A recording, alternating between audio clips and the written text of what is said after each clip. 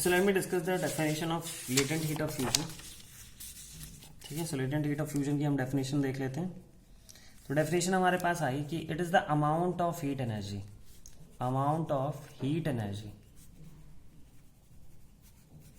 required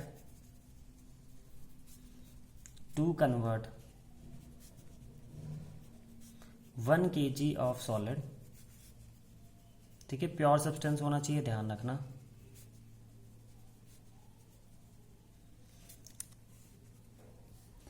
at its melting point, ठीक है, at 1 atmospheric pressure into liquid state.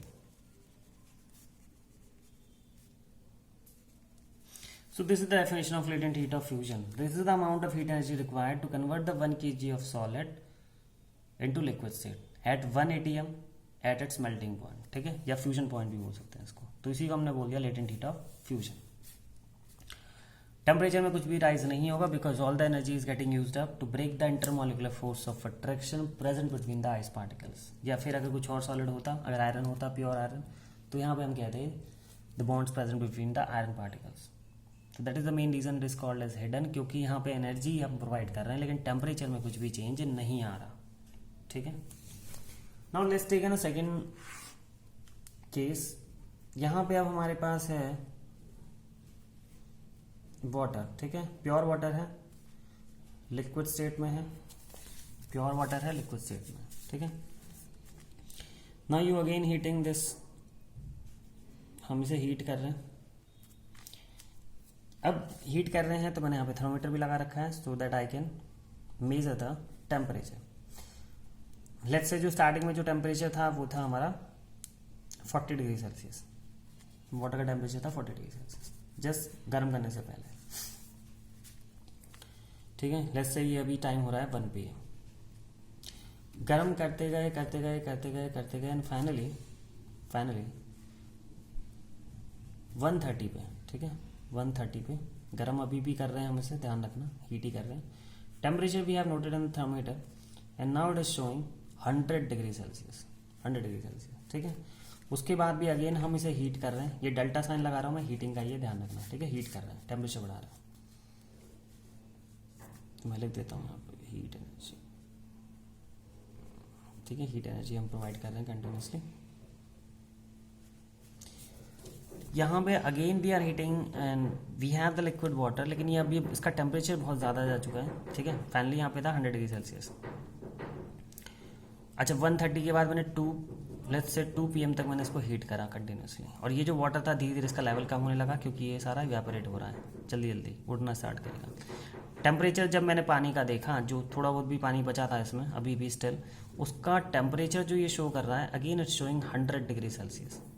अब यहाँ पे फिर क्या हो रहा है, तो एक्चुअली हो ये रहा है कि 1 PM से लेके अगर 130 तक आप देखो, आपने जो एनर्जी प्रोवाइड करी उसका आपको इफेक्ट दिख गया. यानी कि 40 डिग्री सेल्सियस पहले टेम्परेचर था, the temperature converted to 100 degree Celsius. तो there was almost like increase in 60 degree Celsius. तो टेम्परेचर इंक्रीज हुआ, यानी कि जो हीट एनर्जी हमने प्रोवाइड करी उसका हमें इफेक्ट दिख गया. इफेक्ट कैसे दिखा, तो टेम्परेचर राइज हुआ, हमने जो एनर्जी प्रोवाइड करी कहीं ना कहीं उसका आउटपुट हमें मिल गया.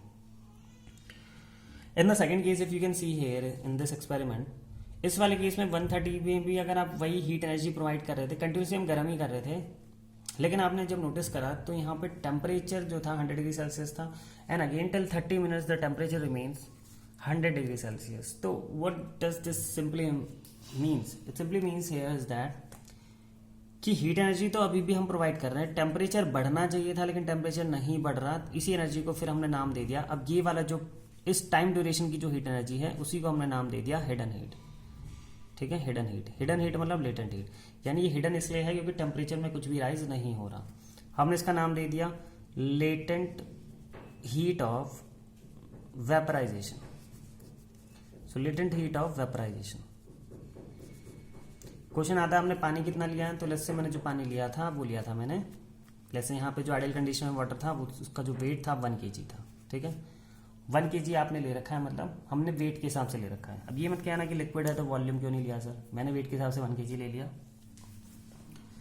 The second thing is that कि ये सारी चीजें जो हो रही हैं ये हो रहा है बॉइलिंग पॉइंट पे, और प्रेशर क्या है 1 atm है. ध्यान रखना, प्रेशर 1 atm है, बॉइलिंग पॉइंट पे होगा. तो इसे हम बोलते हैं लेटेंट हीट ऑफ वेपराइजेशन। यानी temperature earlier it was 100 degree Celsius till 30 minutes have provided the heat energy, again the temperature remains 100 degree Celsius. कब तक 100 रहेगा? तो जब तक ये सारा पानी उड़ नहीं जाएगा, इवेपोरेट नहीं करेगा, तब तक टेम्परेचर थर्मोमीटर में 100 ही शो करेगा, क्योंकि 100 ही उसका बॉइलिंग पॉइंट है। उसके बाद से टेम्परेचर तभी इंक्रीज होगा जब सारा लिक्विड वेपर में कन्वर्ट हो जाएगा। अगर इस वेपर सारे लिक्विड को अगर वेपर में कन्वर्ट करने के बाद अगर मैं अब वेपर को हीट करूं तो definitely the temperature will again rise in the thermometer. लेकिन जब तक सारा पानी उड़ नहीं जाएगा तब तक temperature will remain as 100 degree Celsius. So this shows that this is the latent heat, यानी ये हिडन हीट है। Hidden heat in the sense कि हम एनर्जी प्रोवाइड कर रहे हैं लेकिन हमें उसका कोई भी इफेक्ट नहीं दिख रहा, टेम्परेचर में कोई भी इफेक्ट नहीं दिख रहा। लेकिन क्या इसका कोई इफेक्ट नहीं है? देखो होता क्या है, जितनी भी एनर्जी है एक्चुअली ये इनके बॉन्ड को तोड़ने में लग रही है। इनके यानी इनके बीच में जो बॉन्डिंग होगी अब लिक्विड वाले स्टेट में, that all energy will be utilise to break the bond of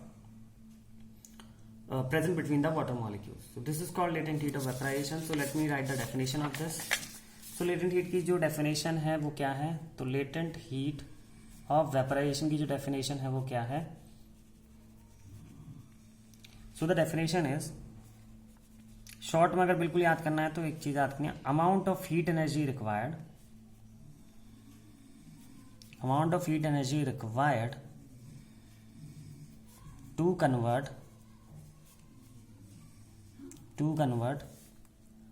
1 kg of liquid, ठीक है, 1 kg of liquid, pure substance लेना है आपको, ठीक है, you have to take pure substance, 1 kg of liquid into its vapor state, ठीक है, into vapor state।